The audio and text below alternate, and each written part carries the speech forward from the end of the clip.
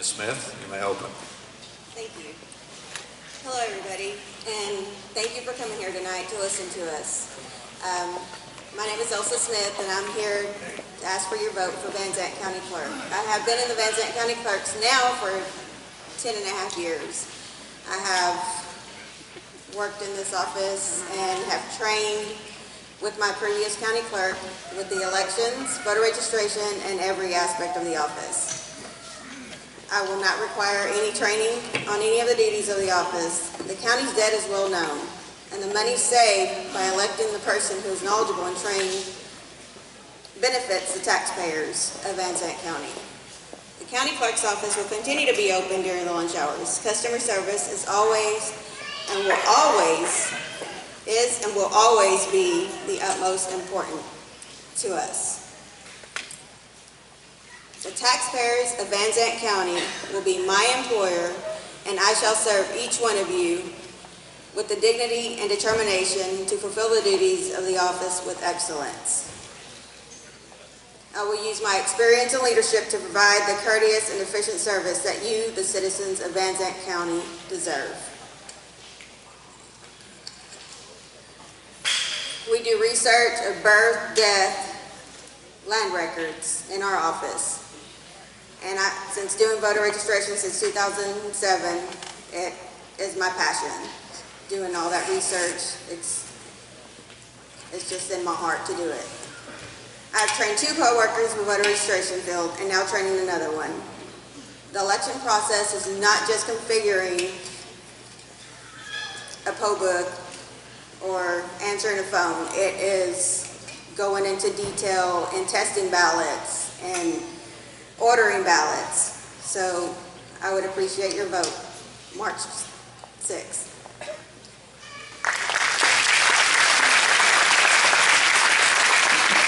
Ms. Strickland, 2 minutes. Alrighty, thank you for coming out this evening. I'm Susan Strickland, seeking the Republican Party County Clerk's office. A little bit about me, a lot of you do know me. I actually work in the Commissioner's office now. I actually started my career for Van Zandt County about 7.5 years ago at the County Clerk's office. I worked there almost 2 years, and in doing so, I did just all of it. I have not run the election, but I have worked every election while I was in the County Clerk's office. I've also worked most of the elections while not being in the County Clerk's office. The smaller elections, which was maybe schools or something like that, where I was not needed, I was not asked. Anytime I was asked to do elections, I was there and would still do it. Let's see. My experience is definitely customer service. I've been doing customer service since I was 14 years old. I started off as a hostess. Someone didn't show up to work one day, and my mom called me and said, "I need you to come work. You need to dress up and be nice to people." So there I was at 14 years old. That's how I started. That is a huge thing for me. Being to work on time, being early is great. My kids will all tell you, they get to school, they're usually at school by 7:30. I don't like being late. I don't have to go home at 5 o'clock. I'm there till I get the job done. I'm seeking this office. I do think that I can do the job. I have no problem with training. Mandatory. Okay, it's paid by the county, but you're mandatory. You have to do the hours. So it doesn't matter if you're trained or not. You have to go to training, and we have to pay for it. It doesn't matter. So I'm willing to do that. Thank you.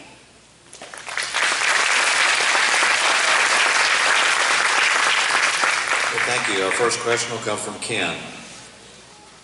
This is for both of you, but Ms. Smith will be first. Elections are a great responsibility of the county clerk's office. It's a great part of the county clerk's office. Have you put together an election, including testing machines, mailing ballots, configuring e-poll books? If not, how would you become proficient? Yes, as I've said before, since I've been working in the county clerk's office with my previous county clerk, Charlotte Bledsoe, I started working voter registration and elections. Since 2007, I started my first election, which is a constitutional amendment. And that's where I started learning. And from then on, with her, from 2007 to 2014 when she left, we configured over 20 elections. And just by myself from 2015 through now, I have done 6 alone. And that is configuring the machines, testing them, configuring the e-poll books that the judges use to check in the voter, and also ordering ballots.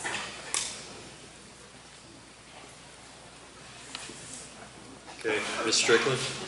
Okay, no, I have not done that. And one of the reasons why I haven't done that is because there was no cross-training in that office. So the part that I was allowed to do was either handle the media, handle the numbers, either run them from upstairs, put them on the doors, run them to, definitely the media would be in the county clerk's office. That was my job. Also checking in the equipment after the voting, sitting down at the tables and making sure everything is returned. Whether it was keys, I mean, a lot of times keys were missing and stuff, we'd have to send people back. That was my job. No cross-training, so you can't run the election if you're not taught and if it's not available. But that will change if I get in there. I promise you, everybody will be cross-trained. Rebuttal. You can have a response if you want, 30 seconds. You just have to tell me. You could give me a hand sign or something if you want. No? You do? The only ones who are over the election are the county clerk and the person who she hands over that position to. Since I got in the county clerk's office, came back to the county clerk's office in 2015, I was assigned chief election deputy. But with Ms. Bledsoe, she would handle elections, I would do voter registration. So, yes, we would have somebody else downstairs helping in the central counting station, and we had to have other people in the office do other things because the other duties had to be sending media out and numbers to the state. Response? Okay. Okay, so at some point, Ms. Elsa Smith decided to leave Van Zandt County and go work for Henderson County and do elections for them. And she stayed there, I'm not sure if it was a month or 2, and we didn't have a person who could do the elections. We had no one trained that could handle actually running the election. Next thing you know, Ms. Smith decides that she didn't like Henderson County and wants to come back. She was making more money in Henderson County. She comes back and pretty much demands the same amount of money. And where does that leave Van Zandt County? We had to give it to her. We had to give it to her because it's the only person we had. No one was trained. Response? I left Henderson County because, yes, they did offer me more money. And I was there maybe 3 to 4 weeks, and I received a phone call from Ms. Bledsoe and Ms. Pearman. And they asked me to come back to Van Zandt County and said that they would work with something to get me back in to handle the elections because the person who had taken my spot wasn't working out. So, yes, I came back. And I came back unpaid to begin with to finish a job that needed to be done that was mandatory by the UOCAVA federal. It was, yeah. Okay, that's it. All right, our next question will go to both of y'all, starting with Ms. Strickland. What is your knowledge and proficiency of the e-file system used in the county clerk office? Actually, the e-file system came about after I'd moved over to the commissioner's office. And so, very minimal, but I do know it's pretty close to what I was doing when I worked for New York Live. We went paperless, we had 2 screens, the cases came up, you handled whatever case was on top. You didn't move around unless there was an urgent case that came about where if it had to do, I think, with child or something, and there's codes in there, you had to look at the code and you had to prioritize that, you know, that case or whatever. So, believe me, that would not be a problem. Smith? Yes. What is your knowledge and proficiency of the e-file system used in the county clerk's office? I was taught the e-filing system after one of our clerks left, and it took me 1 week to learn it. And that was only taught by her,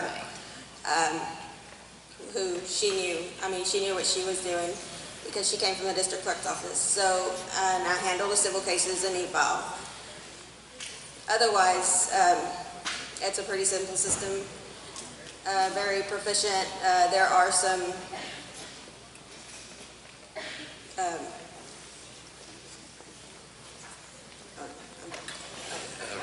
Any response?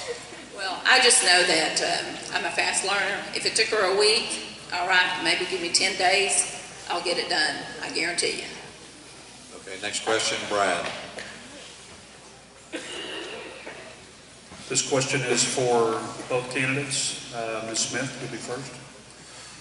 What are your specific plans to manage the budget and personnel of the office, including compensation, hiring, retaining, and/or firing as needed? As of right now, since I've been in the county clerk's office, the county clerk has never gone over her budget. And that is pertaining to the budget of elections and her own office budget. So I plan to keep that just the same. Hiring and firing our office, I mean, we have a great staff, and I know that, you know, we will need somebody else in the office to take over the civil cases, and we'll need to train another person for elections and voter registration as well.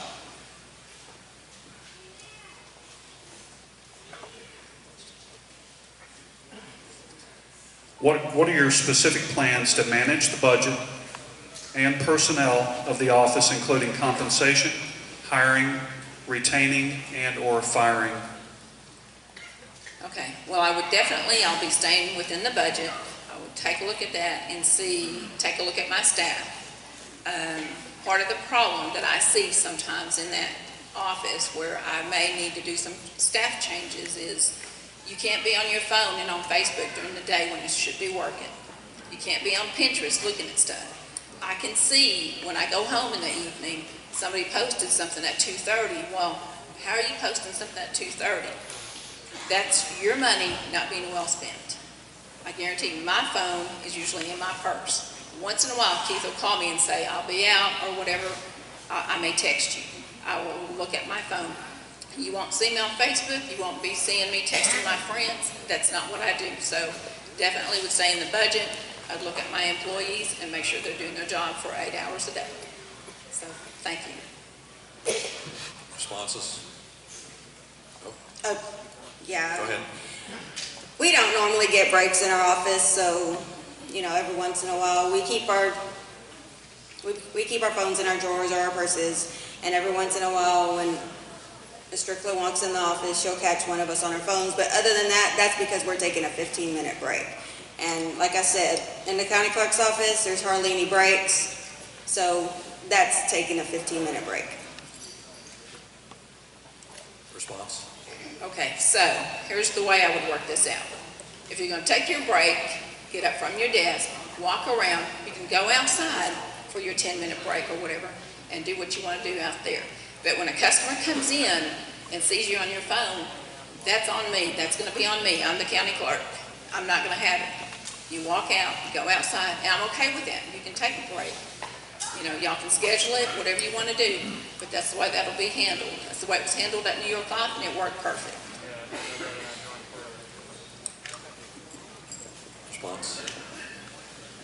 Well, usually, you know, if there's other people working in the office, you know, we'll go to the back room or we'll automatically come to our desk to grab something. But other than that, we know when there's a customer, that phone goes away. Okay, next question will be Ken. This is for both of you, Ms. Strickland. It's kind of like the last partly what you've been speaking about, but what would you change about the office and why? Well, I would definitely, I think some of that office needs a little bit of customer service class. So we'll definitely be talking about that because the customer service is not the greatest all the time. I get the complaints in the commissioner's office. They come to me, they send me emails. I forward those to the commissioners or the county judge. So for me, I would make sure that the client, number one, knows if there's a complaint, come to me. You can email me, talk to me, call me. My cell phone's on my cards. You can call me anytime. I'm not running away from any kind of bills or anything. I'll pick up that phone. Doesn't matter to me. But I do want to hear from you if my girls are not being courteous to you, not helping you. The worst thing is seeing elderly people come in there and not get the help that they need. That kills me. Smith? What would you change about your office and why?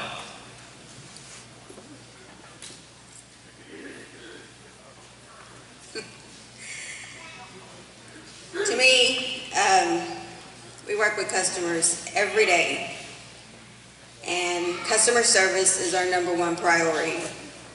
Yes, a customer is going to get upset, but for the reasons is they come and ask us for legal advice, or they bring us a document that's not correct, and we ask them that they need to seek the advice of an attorney or a title company, and that's what they don't understand. So they get upset, and we try to explain that to them, that we cannot take legal advice, and we try to refer them to somebody else.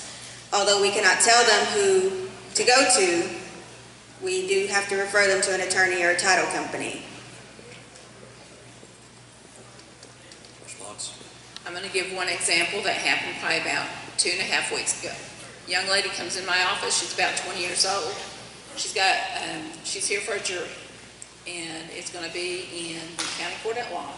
She comes in and says, "I forgot my card. What do I do?"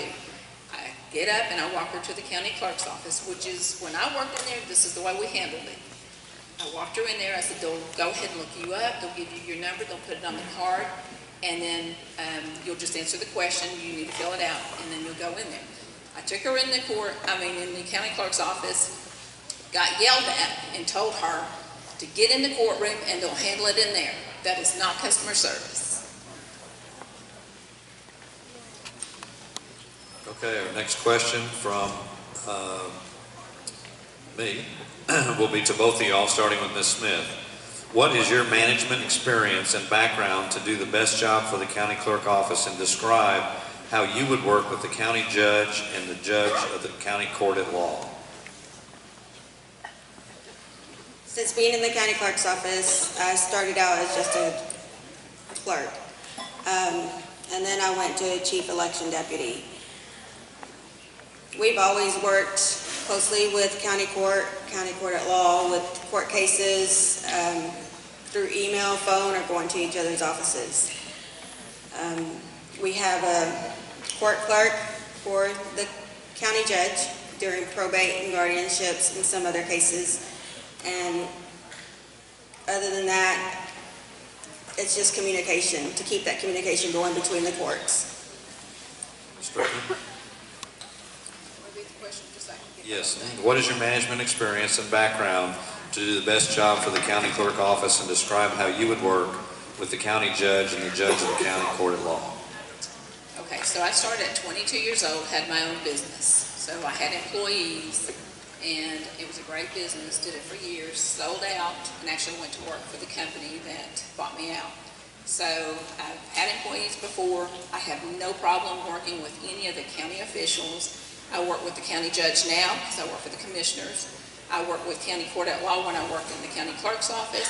In fact, I was probably one of the only ones who would work with that court at that time when all the craziness went on. I'm sure some of you remember, but I didn't get into that. I didn't get into the politics of that. I had a job to do for Charlotte Bledsoe. I was the clerk for the criminal docket. So I kept it clean, did my job, and left it at that. Okay. That was our last question. We'll now have closing statements, beginning with Ms. Strickland. 1 minute. I have to take my glasses off so I can see. Okay, so first, I think that the clerk's office does need a leader that comes in every day and is on time. I want to see when my girls get there. I want to make sure everybody is doing what they're supposed to do. I don't want one 10 minutes here, 10 minutes there, and then somebody get special treatment. That's not fair to the whole office. So that's number one. I think that the responsibility of this, for me to have that staff is also when someone needs a day off, to look at that and see, is it a doctor's appointment? I mean, what is it exactly? Because a lot of times these people have, doctor's appointment that they cannot just rearrange because I've got a girl that called in sick or whatever. I'm willing to work the counter. I'm going to be changing that office up to where my desk will be to where I can see when the customer comes in. I will be at the counter. If you actually ask for me, I promise you, I will be there.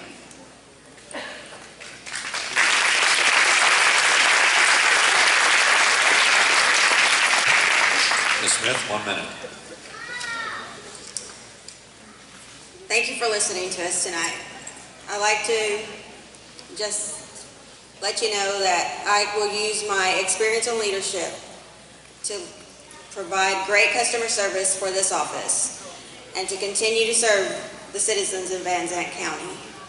I would also like to let you know that there will definitely be schedules set in this office. Vital statistics, everybody will learn that. The land records, how to scan, everybody will learn that. But most of all, it's just being there for your clerks, getting their input also, because you work as a team. I'm always there at lunch. I will be there at lunch, and I'm always going to work the front counter regardless if somebody's out or not. I know the front counter very well, and I just know the office. I'm very knowledgeable of that office. Appreciate your vote, March 6th. Can you hear me now? Once again, I'm Kenny Edwards. I'm running for Van Zandt County Treasurer. I'm a longtime resident of Van Zandt County. I've been married to my wife almost 17 years. I have a daughter and 3 grandkids that I love so much. I'm a conservative Christian person. I always put God first in everything I do, including right now. After graduating from Brownsboro High School, I went to Stephen F. Austin State University, where I got my bachelor's degree in accounting. I've been a member of the Canton Lions Club for 6 years. I have the support of Terry Pruitt, which is the current county treasurer. As a matter of fact, she came to me a few weeks ago and asked me if I would consider running for this office. I said, give me 2 weeks, I'll pray about it, which I did. I called her back in 2 weeks. I think I'll do that. But standing here before you now, I'm thinking, what was I thinking? I don't know. So here I am. Aside from my bachelor's degree in accounting, I feel that my experience in this office is my best quality. I've been working for the auditor's office, treasurer's office for, I got hired May the 18th of 2009. During that time, I've gained a lot of knowledge and experience in accounts receivable, the accounts payable. I've done the payroll for all the Van Zandt County employees. I've done the state reports that have to be turned in every quarter. If I'm elected, I will run this office with honesty and integrity. Like I said before, I feel that I'm uniquely qualified for this office because of my education, my desire to serve you, the citizens of this county, but the main thing is my experience. Like I said, I've been there almost 8.5 years doing the payroll, accounts receivable, and through that, I feel like if I had to go in the office tomorrow, there would be no hesitation, no training needed. Thank you.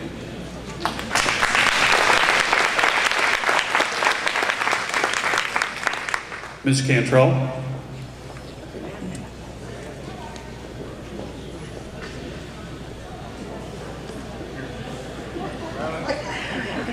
Does this one work? Yes, this one works. Hello, my name is Gina Cantrell, and I'm seeking the office of the Van Zandt County Treasurer. I would like to thank the Republican Club and the Tea Party for organizing this event. I do not have an accounting degree, but I do have a vast knowledge of financial through years of experience in daily operations, of public and private school administration, county administration, and private organizations. Financial knowledge you do not always learn from a textbook or a classroom. I have worked for the Dallas Independent School District as a business office manager. I have experience in budget management, line item codes, purchasing, payroll taxes, workman's comp, employee insurance, human resources, collections, accounts payable, and accounts receivable, and the 3-bid system. I also have experience in grant writing and applications. I have worked 4 years for the Kaufman County Clerk's office. I worked as a collection agent and a deputy clerk in the court division. I've been married to my husband Owen for 43 years. We have 3 children, 6 grandchildren, and 1 great-grandchild. We've lived in Vincent County at the same address for over 30 years. I look forward to serving as your next county treasurer.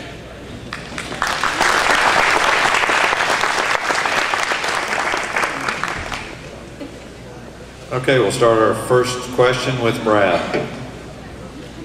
This question is for both candidates. Start with you, Mr. Edwards. What procedures would you implement in the treasurer's office to avoid payment of duplicate invoices and of vendors not receiving payments in a timely manner?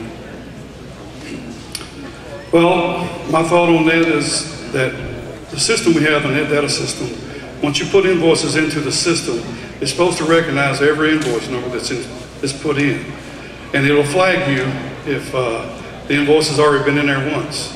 Now, the problem we have is a lot of people that turn in invoices don't have invoice numbers. So my recommendation is that what I'd like to look into is to try to incorporate some number that you never use over, which is the date. Try to figure out some way to use the current day's date if they don't have an invoice number so it won't get duplicated.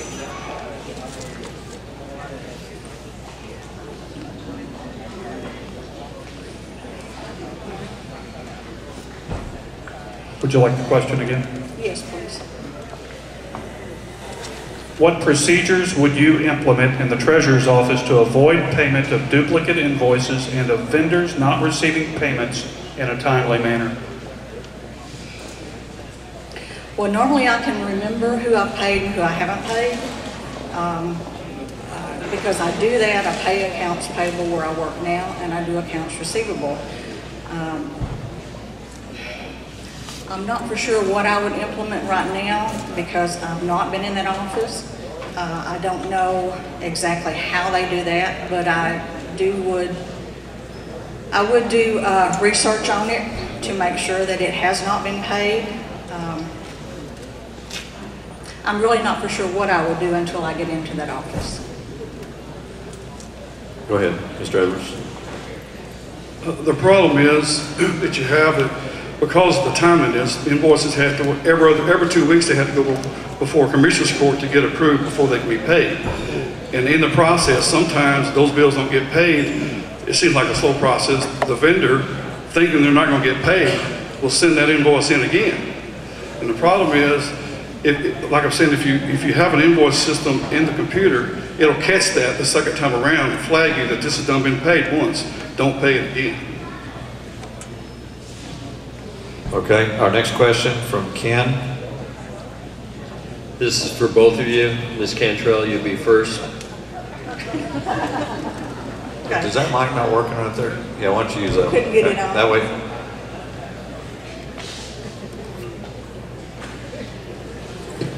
Ms. Cantrell? If the office is a one-employee office, how would you divide responsibilities to ensure proper controls are in place to reduce fraud and risk?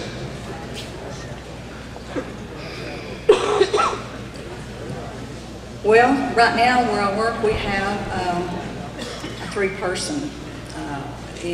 Everything goes to one person. They initial it. They send it to a second person. Of course, there's only 2. There would only be 2 in the treasurer's office. I would look at everything. I would have the clerk look at everything. We would talk together and make sure that everything is correct and pay what needs to be paid and do the process that needs to be done. Mr. Edwards? Could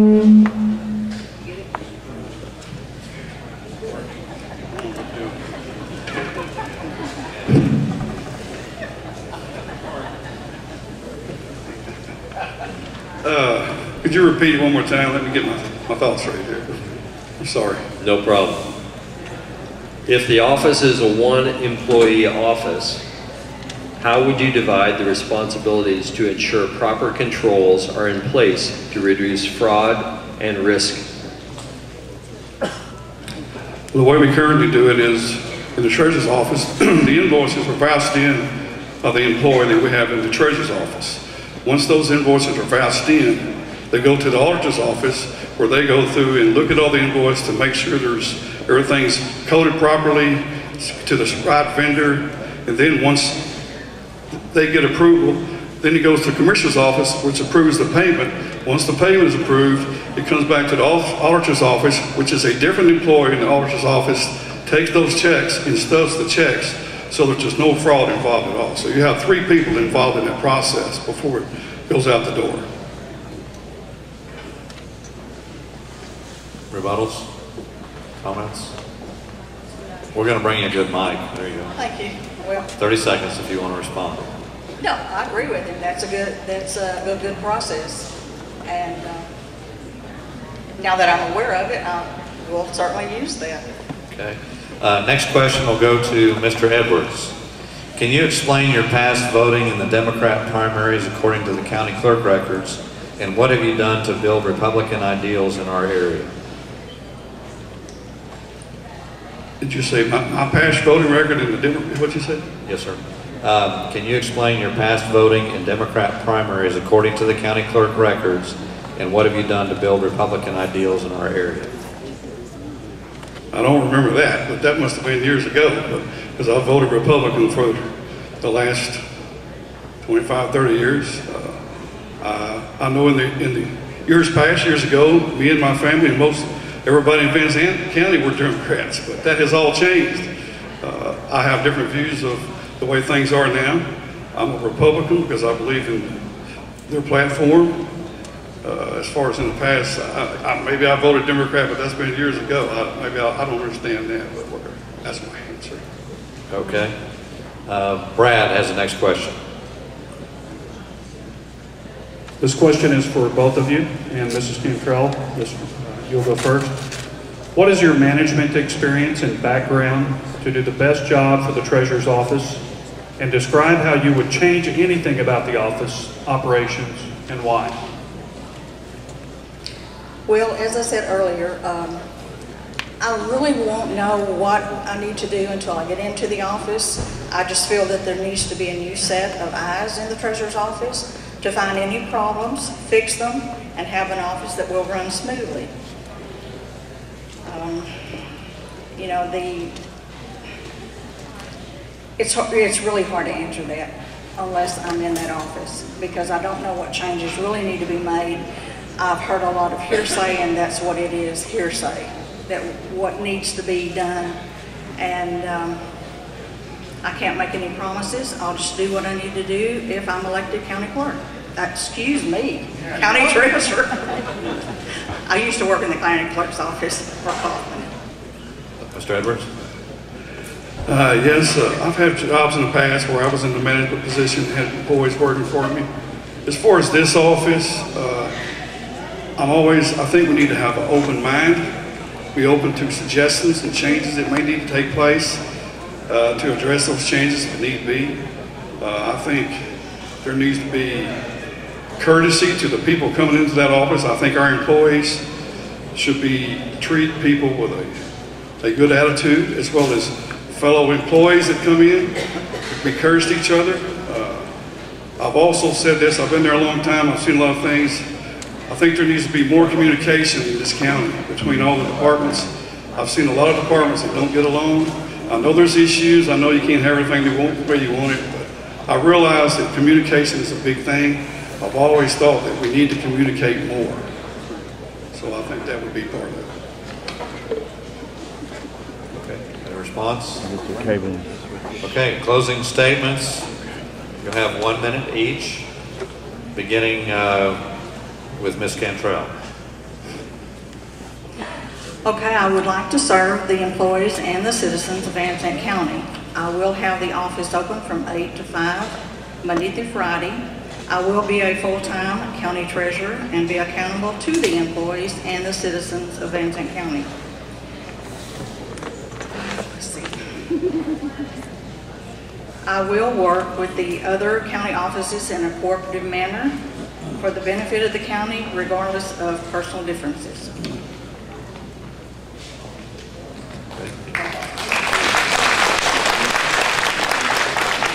Mr. Edwards, 1 minute.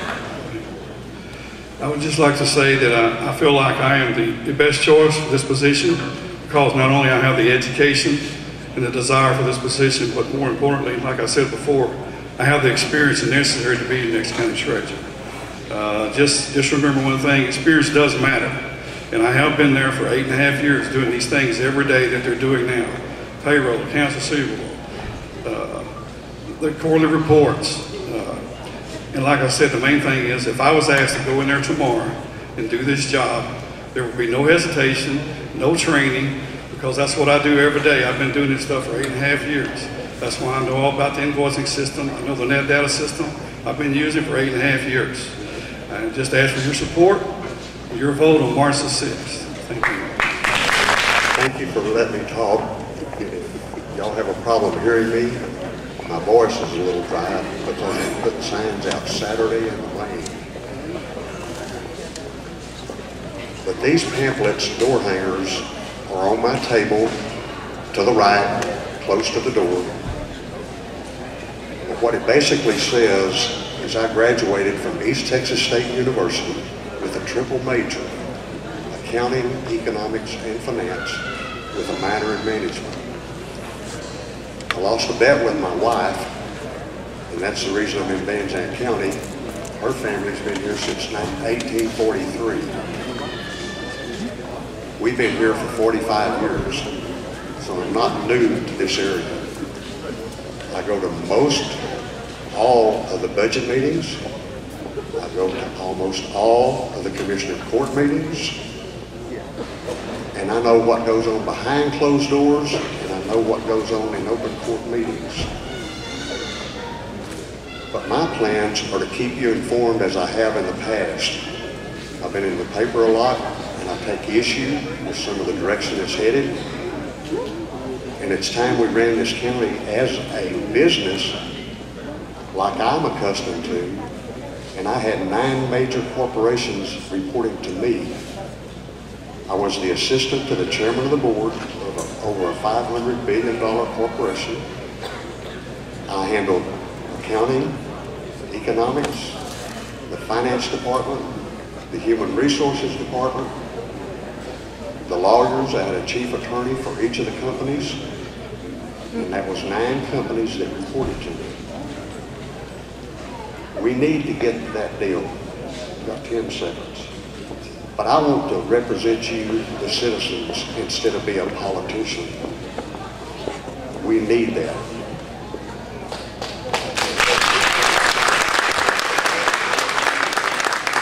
Mr. Melton, 2 minutes. Good evening. My name is Virgil Melton, Jr. I am a candidate for Precinct 2 Commissioner. I grew up in Van Zandt County, attended Canton High School and graduated. After high school, I joined the United States Marine Corps and spent 4.5 years in the Marine Corps with 21 months in Vietnam. After the Marine Corps, I attended the University of Texas at Arlington and graduated with a Bachelor of Science degree in Criminal Justice / Psychology. I went to work for Dallas County and spent 31 years in Dallas County in law enforcement in the criminal justice system. On retiring, I managed the criminal district courts, 17 criminal district courts, and managed a budget of $16 million. My plan, folks, is to continue with the KSA assessment road plan, and that is the engineer plan. I also want to continue with my federal off-road bridge grants. I apply for them, and over the several years, I've gotten 9 bridges built, concrete bridges built, saving the taxpayers $1.5 million through those grants. Also have an aggressive right-of-way clearing plan going now to clear the right-of-ways of our roads and clean out the ditches to keep water off our roads. We can only clean those ditches as quickly as we can remove the telephone lines because they're illegally in our ditches and on our shoulders.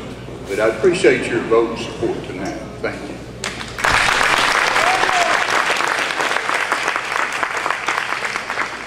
Okay, our first question will come from Ken. You'll have 1 minute to answer the question. If it's to both of you, you each have 1 minute, then you can do rebuttals and just give me a hand signal if you'd like to rebut. This question is for Mr. Jones. What specifically would you do differently in managing precinct number 2?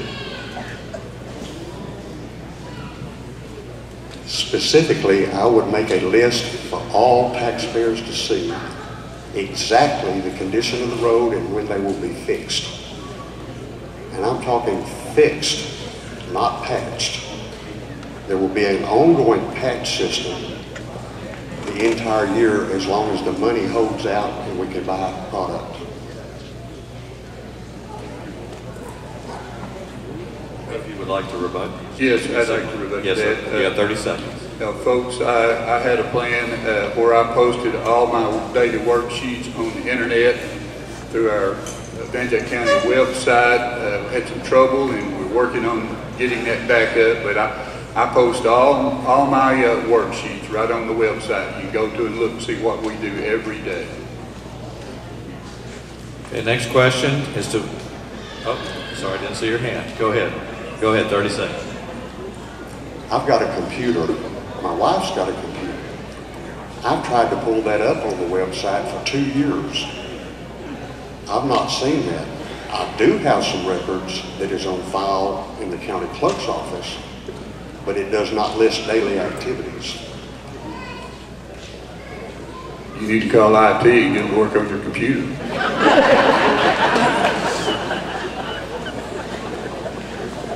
Next question is to both of y'all, beginning with Mr. Melton. How is the precinct budget allocated by the top 3 most costly expense items, and how do you manage these items best for the taxpayers? Well, Van Zandt County, we work off of about an $18 million budget. About a little over $12 million comes in from ad valorem tax, and the rest comes in from fines and fees. Now, each precinct, we get a percent of that. And my percent is 28%. We base that on road mileage. I get the most.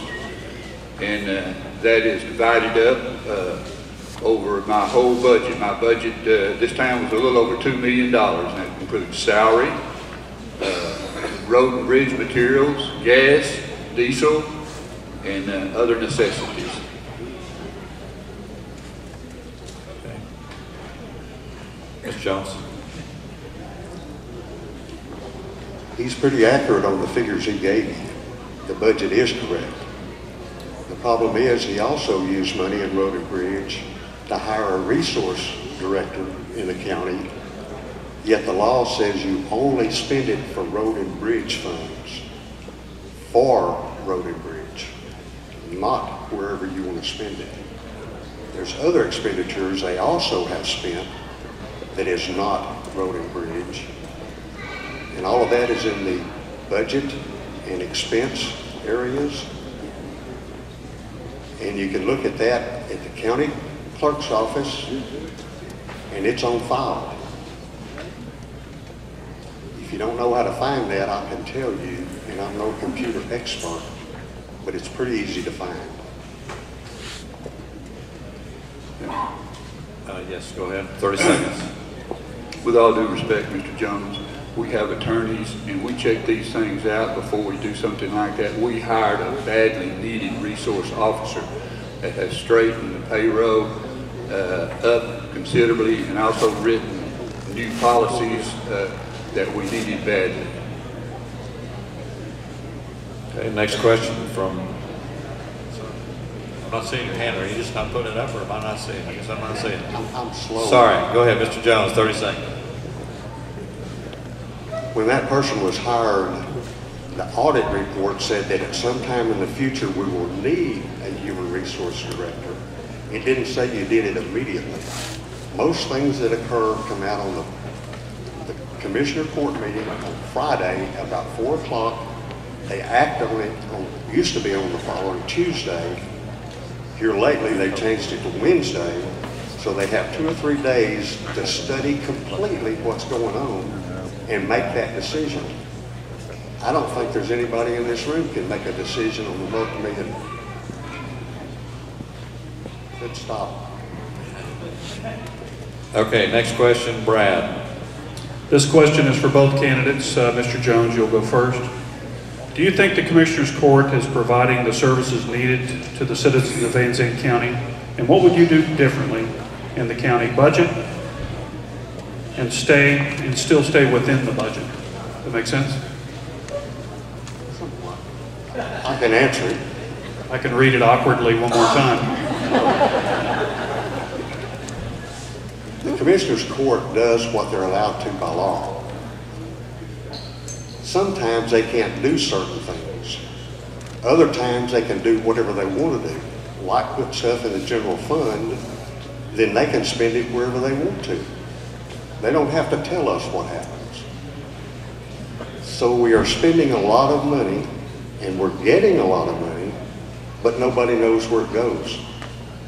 I think we need to set up a structure to where we get the people informed, study the situation completely, then make a decision.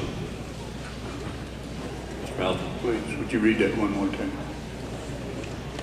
Do you think the Commissioners Court is providing the services needed to the citizens of Van Zandt County? And what would you do different in the county budget and still stay within budget? I do think that we're doing the best job that we can to provide services to the citizens. I do think that we need more law enforcement officers. We need more deputies. It's ridiculous that we have 2 deputies on a Friday night serving the entire Van Zandt County. So we do need more deputies, and we need to stay active with our 10 cents special road tax in that thought there.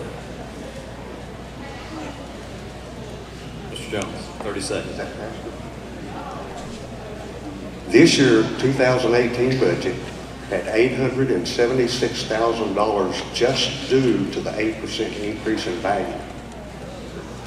The expenses incurred that was going to go up and had to be paid from the figures I have is $436,000. That left a lot of money, over $400,000, that could have been spent any way they wanted to, but they spent it, but we don't know where they spent it. We need to spend it wisely, and we need to give all employees an increase in pay. Mr. Melton. Well, the last budget that was proposed was $45,000 positive to the budget, but that did not include further expenses that we had to add. We had to add the appraisal district fee, which is $60,000. We had to add $53,000 to the auditor's office for fees that we had, for salaries that we had no control over. So we were in a deficit starting out with of $45,000.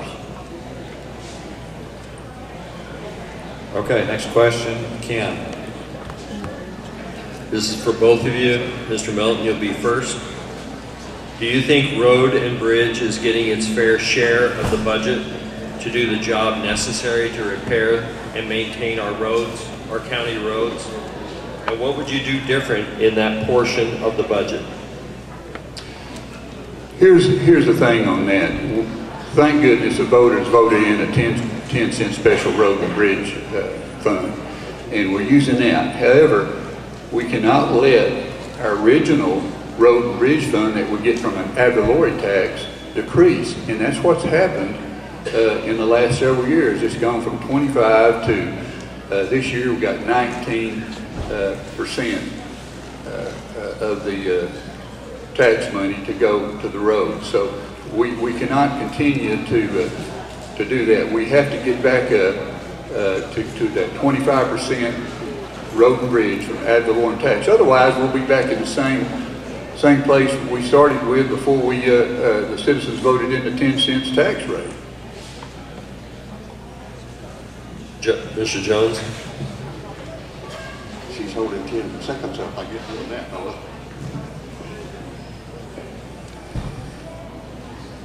I agree to some extent. We need roads fixed. But we need to fix roads, not patch them. And when we spend our money, we need to spend it wisely. Like you don't buy rock that turns into smush. You buy hard granite type rock that stays as a base for the road. Then you build a good road and you stay within budget. And if you have $876,000 with a tax increase of 3 cents, it shows that we have $1,811,000, which means we've got $970,000 more money. But where is it going? And that's also in the court records at the county clerk's office. I'd like to Go ahead. You know, folks, we go out for bids on all our material, in gas, oil, whatever, and bids come in, and those bids we try to get the best product for your tax money. And when they come in, we did use the best limestone rock for a base that can be bought. Most of it's TxDOT inspected, so we do have a good base rock. And we use that base rock to build the foundation of our road before we put asphalt in. Okay, that concludes our questions. We'll have our closing statements now. 1 minute each. Mr. Melton, you'll be first. Thank you. I just want to say that, you know, I'm a public servant, and I know who pays my salary. The taxpayers pay my salary. You know, I'll tell you one thing is, I have a servant's heart, and I believe in service to this county. And I'll tell you another thing, that those of you know me know that I've never failed to return a phone call. And I want to continue to be your commissioner, and I appreciate your vote and support.